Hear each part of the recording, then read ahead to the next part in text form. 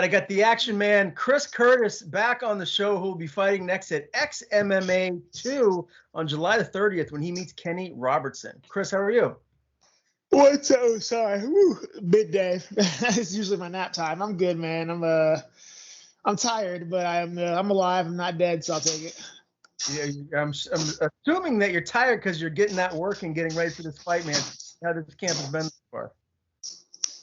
Camp's been great, man. This is what, my third or fourth fight this year, something like that. So camp's been great. I haven't really left camp yet, but this is my first fight back at 70 in about a year. So it's a little bit less fun than the 85 camps, but we're getting there.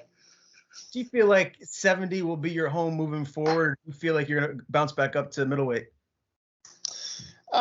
It just depends on what's happening, man. Like I said, we've talked about it. If I don't get the phone call I want, I'll probably go hang out at middleweight. Like there's no reason to, bounce around the regional scene, killing myself every couple of weeks to make 170. Like just do it at 85.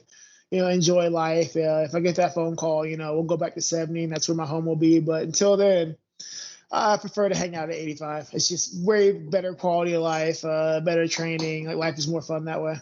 Yeah, no doubt. Now, you're coming off a round 3 victory over Jerome Hatch in May at Fierce FC 15. I know at the end of the day, a win is all that matters. Looking back at that fight now, are you happy with the way that it panned out, or are you hoping that maybe you could have got him out of there a little bit sooner than the third? Oh, no, we were originally going to stop him in like maybe 1 round or 2, but he talked all this trash before the fight. So I told him in front of him, his friends, his coach, and his kids, I'm going to drag you for 3 rounds, and then I'm going to stop you. So I was just living up to the promise I made. I told him I'm going to drag you for 3 rounds. He talked all this trash about how he's got so much power. I told him, I'm going to stand in front of you for 3 rounds. I'm going to drag you to the 3rd round, then I'm going to stop you. So had he shut up, he would have made it a little bit quicker night. But no, I wanted him to sit there and get desperate and really, have to spend 2 rounds realizing that he screwed himself over. So you're saying you easily could have finished him in the 1st or 2nd if you had wanted to. The opportunities were there. If you watch the videos, Sean Strickland's yelling at me for messing around because he's just you're not taking this seriously. I get it, but let's go. Let's be professionals now. So we've been, a 3rd round. I'm like, okay, fine. I'll finish the fight, and I finished the fight within a minute from the moment I told him, okay, fine, I'll go finish. I finished. So there are levels to this, and as I told him to his face, you're not anywhere close to the level that I am. So, sometimes you just got to show people. But yeah, I told him to his face I dragged him for 3 rounds, and I dragged him for 3 rounds. So, all right, man. Well, you got another win, and you're on it now. 4 fights in a row now after your stint in the PFL.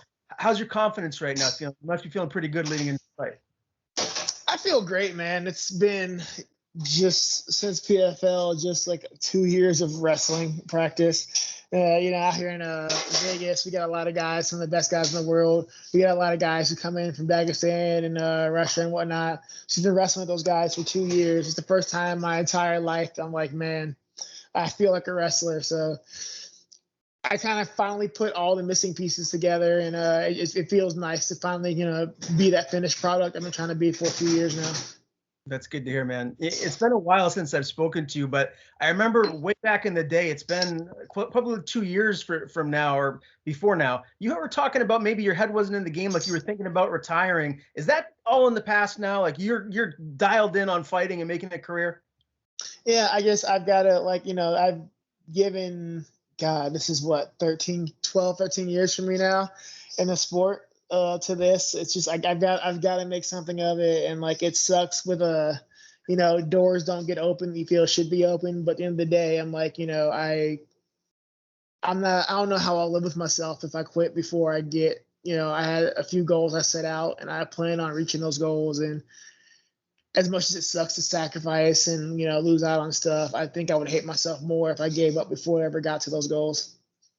Yeah, for sure. Very well said. Now, when you fought in PFL, the losses that you had were to studs. I mean, anyone that knows anything about MMA knows how good you are. And the losses were to Magomed and to Ray Cooper. What are the takeaways, or I don't want to say learning lessons from that, but what have you tweaked or done differently to make yourself a better fighter here moving forward? So if you fight those guys again, the Ray loss, I can't really take anything from. It's just such a weird situation that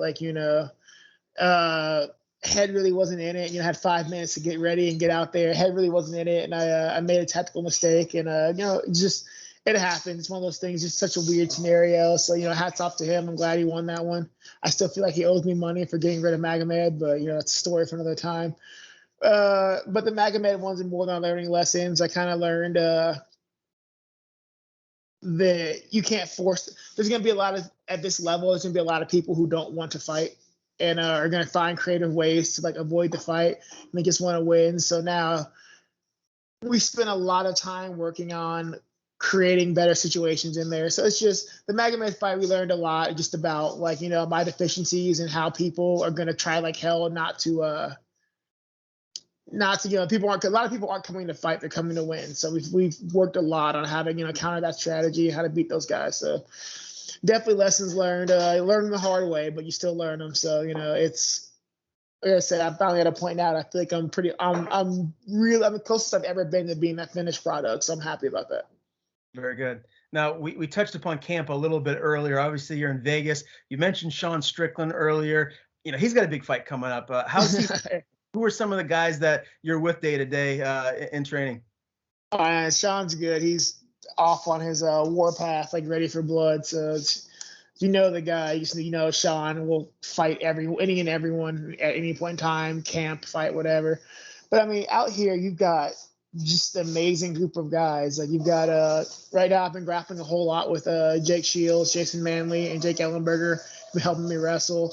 Puna Soriano is a really good friend of mine. Share with him a lot. Ryder just got an Ultimate Fighter. Ryder Newman, is the guy I'm in there with 24/7. You got Islam was out here. He fought. Ramazan was out here. Brad Tavares just fought. I'm in a room with nothing but great guys all day, every day. I mean, it's a really, really, really long list. So I'm still the biggest question mark in Vegas is how are you not signed? But until then, I get comfort in knowing that I'm with the best guys in the world, and I'm in that room and I deserve to be in that room. So now we just wait. Yeah, well, that's definitely the truth there. A bunch of killers down there in Vegas where you're at, man. I did see a video. I wanted to ask you about it. It was Sean Strickland, like some monster, like he looked like a big bodybuilder or something. And can you talk about that video? I don't know the specifics about what happened. Was that legit or was that like a joke? No, it's Sean. Like it's Orlando. He's a grappler guy, and anyone who knows Sean knows that he's an acquired taste, is what we'll say. He can be very vexing to people. So apparently Sean was just kind of picking on the guy. The guy's an ADCC world champ, and Sean's just jawing at him. And they're grappling, and like the guy, Orlando just does a super dick move that, like, what he did is, it's kind of, and when you're training, you don't just crank the submission right away. You give the guy a chance. You only do things to give somebody a chance to tap because you're going to hurt somebody in training, right? What the guy did is there's no possible way that you can like defend the move. You can't tap. You just get hurt. If it works, you just get hurt. There's no like that grace period to like, okay, to avoid it. It's a dick thing to do. And Sean responded as Sean is often to do with like immediately with violence. So it's par for the course for Sean, but that guy's a dick. Like you don't do stuff like that. He's just a dick. And like the entire world knows he's a dick. So. Is he a training partner? Like, is he there at the gym? No, that was at Ruka up in California. Yeah, Sean's from Cali, so he trains out there a lot on the weekends and whatnot. And he's just up at Ruka, and that happened. Gotcha. Okay, very good, man. Let's talk about this fight, XMMA 2. You got to go down to South Carolina for it. Who will be making the trip with you come fight night? We don't know yet. We're still kind of doing logistics right now because it's the day is unfortunate because we got people fighting the weekend before, then we have other people fighting the same night, other places. So everybody's kind of jumbled right now. So this week we're trying to figure out who's going where for like 5 fights. So it's, we'll figure that out hopefully today or tomorrow because it's been a mess with the fight schedule. All right, and your opponent, he's a UFC veteran, Kenny Robertson. He's got a respectable record of 15-6, but he's on a 3-fight skid, man. So he's going to be coming in there looking to get this win and hungry. How do you like this matchup for yourself? It's just a matchup, man. Like at the end of the day, everyone's coming in looking to get a win, and it should be. If you're not coming in looking to get a win and you're hungry, I don't know why you're doing this. And yeah, he's a UFC vet, but at this point, I've put a lot of UFC vets into like permanent retirements and whatnot, and sent them on skids. Yeah, he's hats off to him. He's fought. He's got some good wins, but unfortunately, I have to say that he's had his chance, and I'm still trying to earn mine. So I just have to go through him. So he should be hungry. I mean, I don't know what to say. It's always weird. People are like, he's hungry and he really wants to win. I'm like, well, no shit. Like, everyone's hungry and wants to win. The guys that aren't are the ones that get beat up really bad. So, I'm glad he's hungry and he wants to win, but I'm still searching for my ticket in. So I have to add his notch to the belt, and hopefully that gets it in. How does it finish, man? Do you get the knockout or sub? How do you feel like this is going to end? I TKO to a second round, third round, maybe. Probably second round TKO.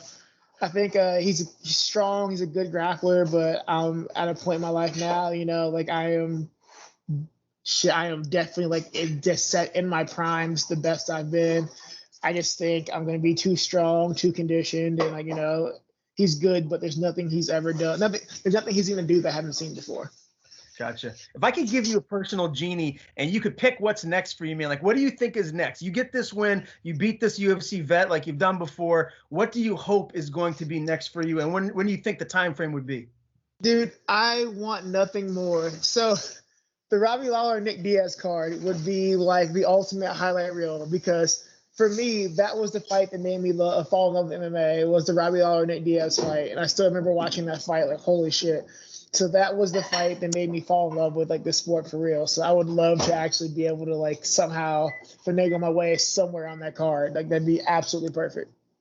All right, man. Well, I think I'm going to have to cut this part and make sure I put it out there for Dana White to see so you can get on that card. Right.